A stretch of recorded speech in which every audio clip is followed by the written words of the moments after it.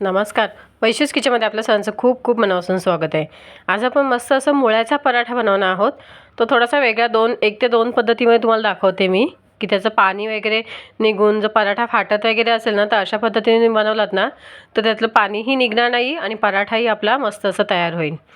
त्यासाठी इथे मी 2 मुळे घेतलेले आहेत. मुळे मस्त मोठे मोठे आहेत. त्याचा पुढचा पार्टचं दोन्ही टोकं कापून टाकायचे आहेत. त्यानंतर मस्त असं सोलून घ्यायचं आहे. मुळे मस्त ताजे आहेत आणि जास्त तिखटही नाही आहेत. त्याच्यामुळे खूप छान पराठा होतो आणि खूप हेल्दी असतो, टेस्टी लागतो जरासा पराठा. काही नेहमी तेच आलू, मटर, पनीर, पालक पनीर वगैरे असे खाऊन खाऊन कंटाळा येतो ना, तर त्याच्यासाठी काहीतरी वेगळाही पराठा आपण ट्राय करायला पाहिजे. त्यामुळे म्हटलं आज आपण मुळ्याचा पराठा बनवूया. मीही फर्स्ट टाईम बनवते मुळ्याचा पराठा. मी जास्त ह्याच्या आधी बनवलेलं नाही आहे. फक्त ऐकलं होतं, तर म्हटलं बघूया आपण आता बनवून कसा लागतो. पण खरंच खूप टेस्टी लागला. दोन्ही मुळे सोलून घेतलेले आहेत, त्यानंतर धुवून घेतलेले आहेत. नंतर मस्त असं मोठ्या किसणीवर किसून घ्यायचे आहेत. मुळ्यामध्ये कसं पाण्याचं प्रमाण जरा जास्त असतं ना, त्याच्यामुळे ते पाणी सोडत राहतं. त्यासाठी काय करायचं आहे, पाणी त्यातलं किसून झाल्यानंतर ना, मी आता मुठीमध्येच इथे हे करते बघा, पिळून घेते पाणी.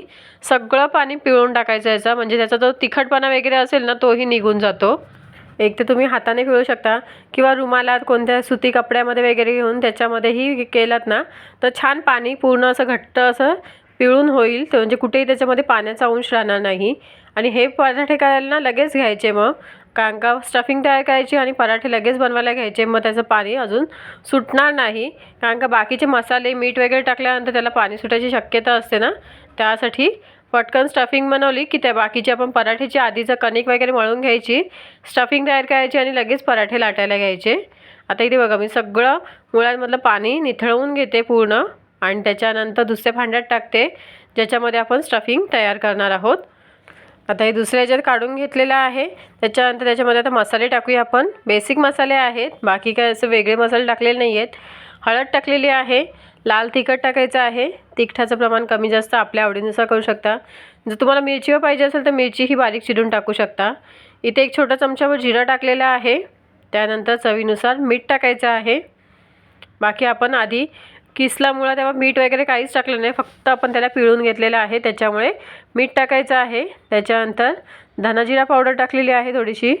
त्यानंतर थोडंसं ओवा, जेणेकरून आपल्याला त्रास होऊ नये. आणि कसं आपल्याला ओवा वगैरे टाकला ना कोणत्याही पराठ्यामध्ये वगैरे, की तो व्यवस्थित आपल्याला पचला जातो. त्यासाठी पचनासाठी ओवा टाकायचा असतो. आता हे बेसिक मसाले टाकून झालेले आहेत. त्याच्यानंतर मिक्स करायचं आहे. मिक्स केलं की आपली स्टफिंग इथे तयार झाली. इथे तुम्ही पाहिजे तर बारीक चिरलेली कोथिंबीर टाकू शकता, पण माझ्याकडे अवेलेबल नव्हती, त्यामुळे मी इथे टाकलेली नाही आहे. आणि मस्त अशी स्टफिंग बघा मिक्स करून घेतलेली आहे. आणि मोठ्या चाळणी किसणीने किसल्यामुळे ना मस्त असे मोठे मोठे लच्छे आहेत त्याचे, त्यामुळे छान वाटतं ते. आता इथे बघा 1 ते 2 पद्धतीने मी तुम्हाला दाखवते आहे. पहिले इथे आपण जसं नॉर्मल पारी बनवतो ना, आपण स्टफिंग भरतो तशा पद्धतीने करायचं. त्याच्यानंतर त्याच्यामध्ये स्टफिंग तयार करायची. स्टफिंग जी तयार केलेली आहे ना, ती भरायची आणि लाटायचं. हलक्या हाताने लाटायचं, म्हणजे त्यातलं पाणी निघणार नाही. त्यासाठी पाणी व्यवस्थित आपण त्यातलं काढून टाकलं गेलं पाहिजे. आता ही झाली पहिली पद्धत. स्टफिंग ही जास्त एकदम भरायची नाही, थोडीशीच भरायची. यातलं पाणी जर पूर्णपणे निथळून टाकलं असेल ना, तर पाणी कुठेही बाहेर येणार नाही. अशा पद्धतीने जरी आपण पराठे नॉर्मल जसे बनवतो तशा पद्धतीने बनवले तरी, फक्त याच्यात पाण्याचं प्रमाण जर राहिलं असेल कुठेही, तर लगेच मग ते पाणी सुटणार आणि मग नंतर लाटताना वगैरे फाटू शकतो. त्यासाठी बाकीची कणकेची तयारी पहिले करून घ्यायची. स्टफिंग तयार झाली की पटकन करायला घ्यायचे पराठे, अशा पद्धतीने जर करायचे असतील तर. आणि दुसरी पद्धत एक दाखवते, त्या पद्धतीने केलात ना, तर काही म्हणजे पाणी सुटणार तर नाहीच, आणि जरी सुटलं तरी फाटणार नाही पराठे, याची गॅरंटी आहे. आता हे स्टफिंग भरून झाल्यानंतर याचं तोंड बंद करायचं आणि मस्त पुन्हा सुक्या पिठात घोळवून लाटून घ्यायचे. आता हे तर तुम्हाला माहितीच आहे, त्याच्यामुळे पुढे लाटायचं वगैरे जास्त दाखवलेलं नाही आहे. दुसरी पद्धत आहे ती म्हणजे आपण मस्त 2 चपात्या लाटून घ्यायच्या. एका चपातीवर मध्ये स्टफिंग टाकायची आहे. अशा पद्धतीने हलक्या हाताने, म्हणजे थोडीशी टाकायची स्टफिंग, जास्तही भरभरून भरू नका. थोडी थोडी टाकायची स्टफिंग. त्यानंतर इथे चमच्यानेच मी बाजूबाजूला करते, किंवा तुम्हाला चमच्याने नसेल जमेल तर हाताने त्याचं व्यवस्थित शेवटपर्यंत साईडला होईल ना, एकदम पातळ लेअर लागेल ना, अशा पद्धतीची स्टफिंग आपण म्हणजे पसरवायची आहे. बघा इथे मी नंतर हाताने थोडीशी पसरवून घेतले. त्यानंतर दुसरी चपाती लाटलेली घ्यायची, त्याच्यावर टाकायची आहे.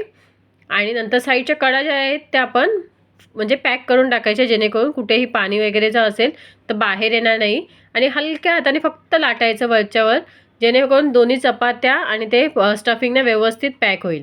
त्यानंतर तवा गरम करायचा आहे. त्याच्यानंतर मस्त असं शेकवून घ्यायचं आहे पराठा याच्यावर, दोन्ही साईडने छान शेकवायचं आहे. मस्त मला तर इथे खरपूस आवडतं, त्याच्यामुळे थोडंसं खरपूस शेकवलेलं आहे. आणि तेल, तूप, बटर जे आपल्याला आवडेल ते तुम्ही लावून याला मस्त असं शेकवू शकता. अशा पद्धतीने मी इथे सगळे पराठे तयार करून घेतलेले आहे. कसा वाटला मग आजचा हा व्हिडिओ, आजची ही रेसिपी? आय होप तुम्हाला आवडली असेल. व्हिडिओ आवडल्यास व्हिडिओला लाईक, शेअर, सबस्क्राईब